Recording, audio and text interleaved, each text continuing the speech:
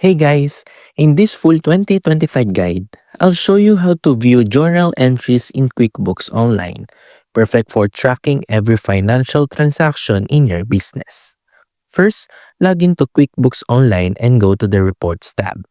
Search for Journal in the search bar and select Journal Report. You can customize the date range to see the entries for a specific period. Use filters to narrow down by account, customer, vendor, or transaction type.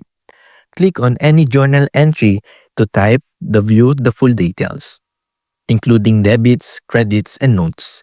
You can also export or print the report if needed for accounting or review purposes. This helps you ensure every transaction is recorded accurately and keeps your books organized. And that's it. You know how to view journal entries in QuickBooks Online. If this helped, don't forget to like and subscribe for more QuickBooks tutorials every week.